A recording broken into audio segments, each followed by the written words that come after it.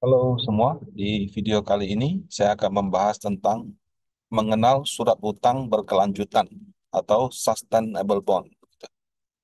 Nah, selama ini kita tahunya kalau obligasi itu kan obligasi pemerintah, obligasi korporasi, atau obligasi konvensional, obligasi syariah, atau mungkin obligasi yang kuponnya tetap, fixed rate, yang kuponnya variabel, variable rate, atau yang kuponnya nol, zero coupon bond.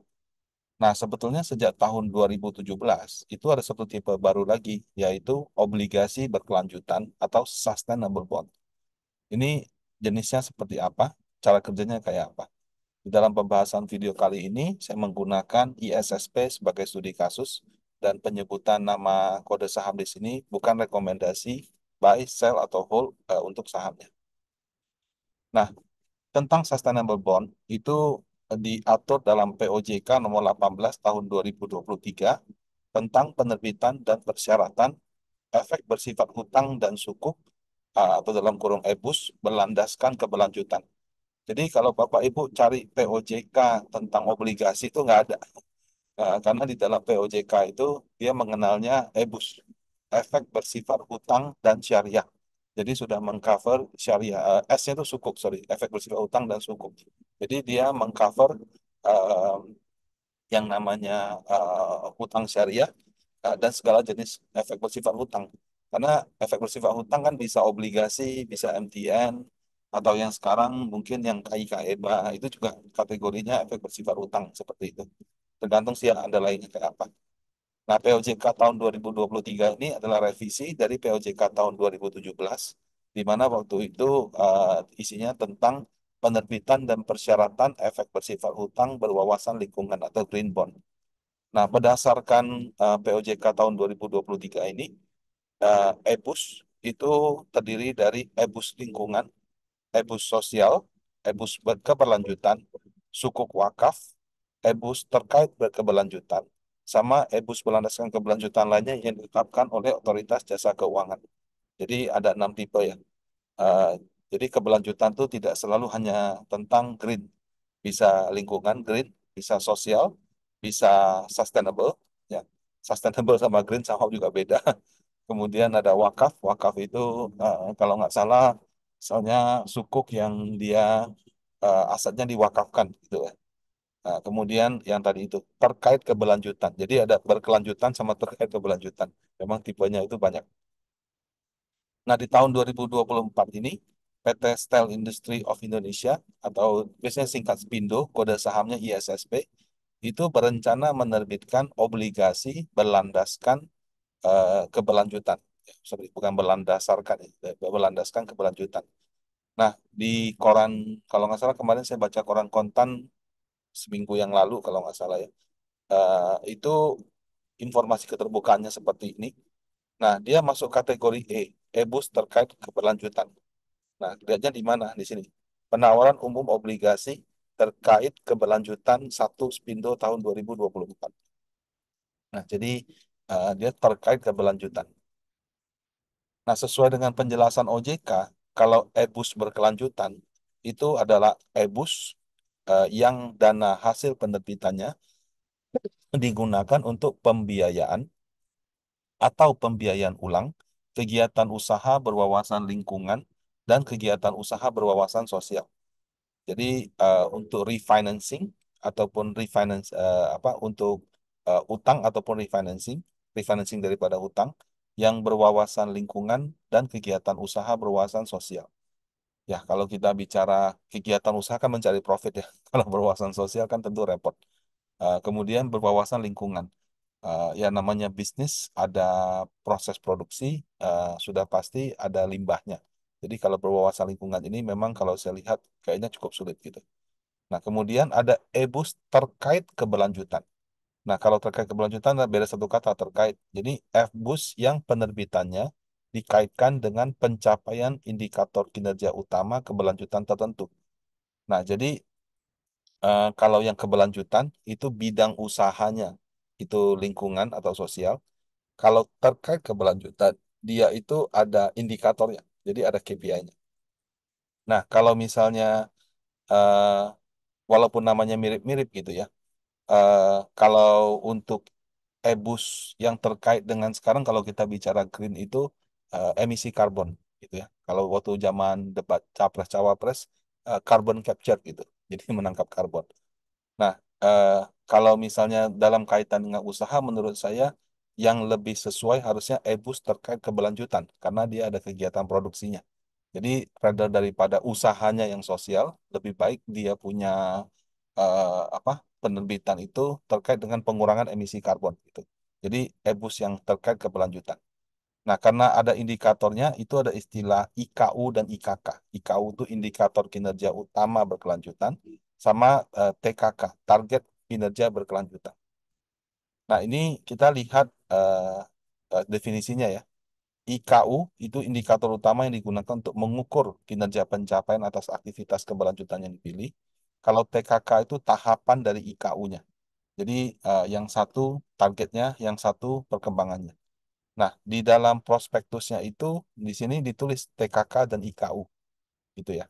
Nah, dia punya IKU itu adalah mengurangi 1.099.332 kilogram EQ2. Jadi ini satuan untuk apa namanya emisi karbon. Ya, saya terus terang nggak tahu nih setara berapa kilo atau apa. Nah, cara pengurangannya bagaimana? Dengan penggunaan energi terbarukan atau EBT solar cell. Nah, jadi dia akan menggunakan energi keberlanjutan, energi terbarukan, jadi kayak listrik, surya, segala macam gitu ya, untuk pembangkit listriknya dari tahun 2024 sampai 2030. Nah, sehingga diharapkan dengan penggunaan EBT ini bisa menghemat sekitar 1 juta, hampir 1.100.000 ini. Nah, ini ada ini tahapannya. Jadi eh, kalau ilustrasinya seperti ini, pabriknya dua, ada pembangkit listrik sama solar cell. Kemudian di sampai dengan 2030, pabriknya akan ada 6 dengan sebagian menggunakan solar cell dan pembangkit listrik. Jadi kan kalau sekarang pembangkit listrik yang paling murah itu adalah dari batu bara. PLN yang kita pakai semua dari batu bara. Tapi kita sama-sama tahu batu bara itu menghasilkan emisi karbon yang relatif lebih tinggi. Nah, kalau sementara solar cell, energi surya, dia punya karbon lebih sedikit. Nah, selisih antara kalau saya 100% pakai listrik dengan 100% pakai surya gitu ya, itulah penghematan karbonnya. Nah, jadi dengan adanya kombinasi daripada ini, dia menghitung, oh ya pengurangan emisi karbon di tahun 2023 berapa, 24 berapa, 25 berapa, dan seterusnya, sehingga didapatkan total sampai dengan 1.100.000 karbon, seperti itu. Kalau ini penggunaan listriknya. Nah, jadi ini terkait keberlanjutan. Jadi, seperti yang saya katakan tadi, ada KPI-nya Bapak Ibu. Jadi ada KPI-nya dan ada tahapannya. Nah, eh, jadi dengan adanya eh, tren ini, sebetulnya aksi korporasi kalau misalnya kita menyesuaikan dengan pengurangan karbon, itu juga banyak dapat dukungan Bapak Ibu. Ya, saya kasih contoh gitu ya. Kalau di perbankan, itu ada kewajiban dari OJK kepada perbankan untuk sekian persen dari kreditnya itu harus diberikan kepada sektor yang mendukung usaha keberlanjutan. Jadi baik itu kredit ataupun membeli obligasi. Nah, sehingga kalau perbankan mereka mau beli obligasi atau apa, kalau kamu misalnya oh ya obligasi saya terkait keberlanjutan, itu sudah langsung top choice karena mereka harus mengalokasikan ke situ. Nah, kemudian kalau di perusahaan ya kayak tempat kerja saya saat ini, bahkan ada POJK tentang keberlanjutan. Jadi harus ada KPI-nya apa yang kita lakukan, berapa penghematan karbon yang kita lakukan dalam ini dan harus dipublikasikan. Ada namanya laporan keuangan berkeberlanjutan. Jadi dia berbeda sendiri dengan laporan keuangan yang sifatnya seperti biasa. Jadi selain laporan keuangan kuartalan sama tahunan itu juga ada laporan keuangan khusus berkelanjutan. Nah, kemudian di internasional, bahkan kalau kamu bisa terbitin obligasi berkelanjutan atau yang berwawasan lingkungan dan memenuhi kriteria mereka, bahkan dijamin gitu. Nah, dalam kasus ini, itu obligasi EBUS yang terkait berkelanjutan ini eh, dijamin oleh CGIF, ya, Credit Guarantee Investment Facility dari ADB. Jadi Asian Development Bank melalui dia punya unit usaha CGIF ini menjamin obligasinya ISSB. Jadi kalau misalnya dia one prestasi, terjadi one prestasi sesuai dengan ketentuan yang ditetapkan dalam prospektus, itu bunga dan pokoknya itu dijamin. Seperti itu. Nah, dampak dari penjaminan ini adalah kalau misalnya rating Pevindo-nya si ISSB itu single A. Nah, tapi karena adanya jaminan ini, ratingnya dikasih tertinggi triple A menggunakan rating daripada ADB. Jadi ibaratnya saya pinjam uang, saya dijamin oleh A, ada si satu PT lah gitu. Rating saya misalnya single A, orang yang jamin saya triple A gitu. Maka obligasi ini menggunakan rating daripada penjamin, bukan ratingnya saya. Di Indonesia ada beberapa case sih. Jadi ada beberapa obligasi karya yang walaupun ada yang bermasalah, tapi ada satu seri-seri tertentu yang dia tulisnya CQ, Corporate Guarantee. Nah, jadi kalau dia Corporate Guarantee, biasanya dia triple A, walaupun dia punya obligasi yang lain itu bahkan triple B atau bahkan ada yang default gitu. Jadi tergantung serinya. Jadi Corporate Guarantee seperti itu. Nah, secara fitur Bapak Ibu, e-bus berkelanjutan atau terkait berkelanjutan ini tidak ada bedanya dengan obligasi konvensional. Sama-sama ada kupon, sama-sama ada jatuh tempo, frekuensinya juga sama, ya. Perbedaannya cuma ada yang keberlanjutan itu. Nah, tren pengurangan emisi karbon ini memang ada plus minus Bapak Ibu. Jadi kalau misalnya perusahaan Bapak Ibu mampu melakukan apa namanya pengurangan emisi karbon, eh, mampu melakukan pengurangan emisi karbon, itu bisa dapat eh, biaya lebih murah gitu. Karena contoh yang tadi obligasi SSP tadi, kalau misalnya dia punya ratingnya single A, dia terbitin obligasi 5 tahun, mungkin harus bayar antara 9 sampai 12% gitu, atau bahkan lebih. Maaf Pak, muter aja ya. Nah, nah, kalau misalkan dia apa namanya eh, menggunakan yang tadi metode tadi dijamin dengan triple A, dia cuma bayar bunga 7% kalau nggak salah, saya lihat di prospektusnya. Jadi kalau misalnya aslinya 10%, kemudian dia bayarnya 7%, dia hemat 3%. Per 1 triliun dia hemat 30 miliar setahun. Nah, itu kan sudah penghematan yang signifikan. Kemudian tadi itu, ada perusahaan-perusahaan yang memang diwajibkan untuk membeli e-bus yang berkelanjutan. Nah, jadi apa namanya? Kalau misalnya seperti itu, em, maka dia ibaratnya cari pendananya lebih gampang.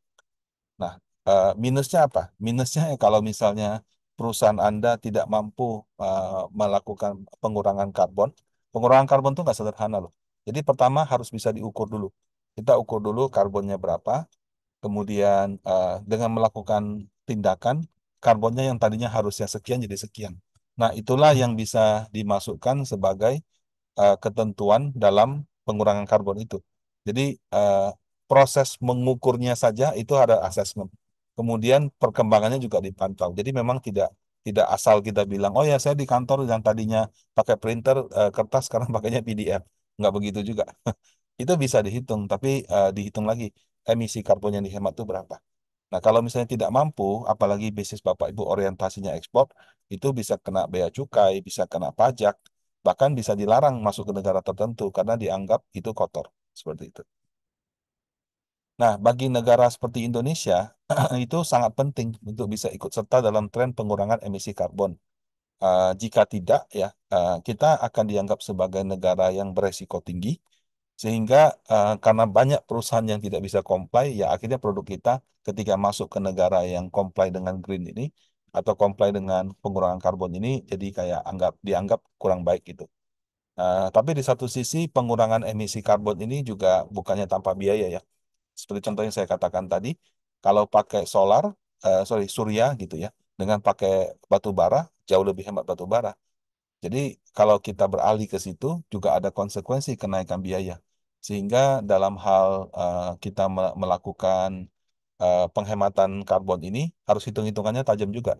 Jadi jangan sampai karena peralihan ini menyebabkan harga harga produksinya menjadi lebih tinggi sehingga produk ke klien jadi lebih mahal. Kalau itu kalau di dalam istilah itu disebut greenflation. Jadi inflasi karena kita beralih ke energi hijau. Nah, demikian tentang video kali ini. Semoga bermanfaat. Terima kasih.